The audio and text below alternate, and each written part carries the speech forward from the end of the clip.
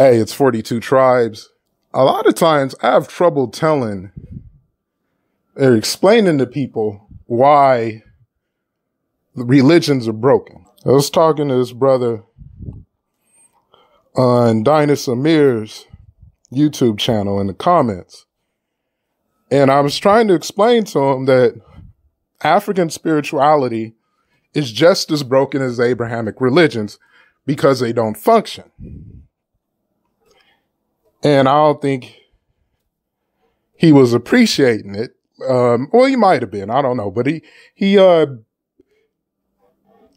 there was a disconnect. So the best way to explain it is to put it like this. I'm going to use, since I spoke about the Nile Valley, I'm going to use Kush as an example.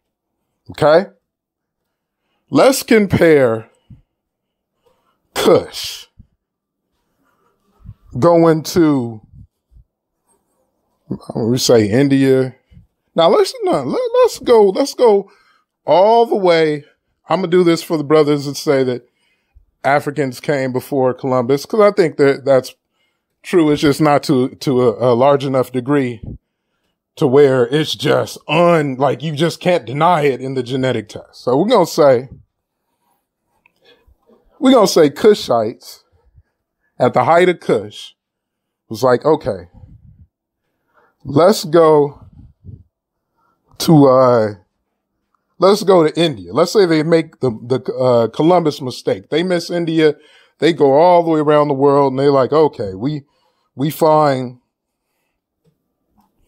California, or let's say Hawaii. They find Hawaii, and they're like, you know what? There's some beautiful islands, some resources. Let's set up shop. Let's colonize Hawaii to some degree, right? Okay, so Kush is going to colonize Hawaii. This is hypothetical because that's a little bit out of Kush's range, even though, like I said, over thousands of years, I'm sure there were choice encounters of ancient Africans and ancient Americans. The cultures are too damn similar, from the pyramids to the gold mask, cocaine mummies and all that. But this is hypothetical. We just gonna say going to ancient Hawaii. Now we're gonna contrast that with African Americans going to Africa to build, because I have a disagreement with a lot of people who say we need to, focus on separation and building in Africa. And I'm like, we don't have the machinations of civilization. The best way to put it, to explain how religion is broken, is the Kushites would say, okay, we got the boats. The boats are there. We might run into some of our enemies in the high seas, like the Syrians or something like that. So we got the warriors. What else do we bring? The Kushites are going to say, well, first, we need priests of the deities of the sea. We need some healers. So we need priests of the deities of healing. We need priests of the deities of agriculture. So when we get there, we need some priests of the deities of hunting. We need diplomacy priests. We need psychologists. We need people that deal with, I forgot the god of it's like this one West African god that deals with upset stomachs, because people are going to get seasick. We might have to bring some horses, so we need priests for that to deal with the horses.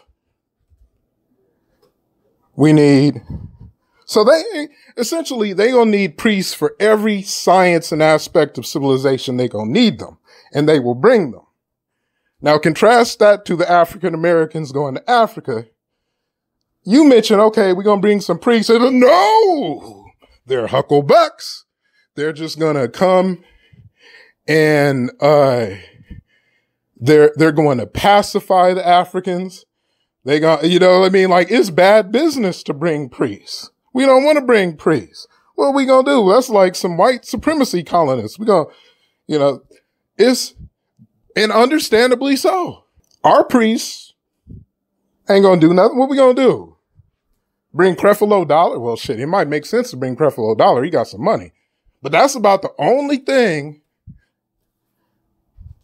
reason to bring priests is if they got some money. They ain't not competent to build a damn thing. They don't focus on the sciences. They do, but they do it through other people. And I've mentioned this before. If you go to a church, they get sick, they go to the hospital. They don't start casting spells and shit and Hail Mary and stuff like that to heal. They do the hospital thing, and they have cars. We ain't Amish. So the African Americans, understandably so, would not bring priests. All of their competence would come from schools in America. And I'm like, well, why are you separating? You bring in those ideologies. That's why it's so easy. I won't even go there. We'll talk about ideologies. But you see what I'm saying? You're not separating because you're going to bring the mentalities that comes with the competence that you need to build anyway. If you define competence and you had a functional religion, and I can go back and give examples of such, like Kush. If you had a functional religion like Kush, you would bring priests in abundance, but you don't because you don't have a functional religion. Religions have not functioned in this age. They were destroyed by Jesus Christianity, not any other Christianity. The Christianity of the fish, of the Pisces age, destroyed religions. And it did it by saying, pagan. And that was just a pickup line to steal their shit. That's the best way I can put it, is to compare African Americans going to Africa to build, and they're bringing, and this is the only thing they have to bring, is they're bringing American educated people, because that's the only thing they're going to be able to build with. And that's why I say, like, when I look at the Black Powers meta, number 2 is fixing your religion. Your religion is broken. You're not alone. There is no functional religion on this planet except for white supremacy, because Neely Fuller said it best. What is religion? It is belief backed by action.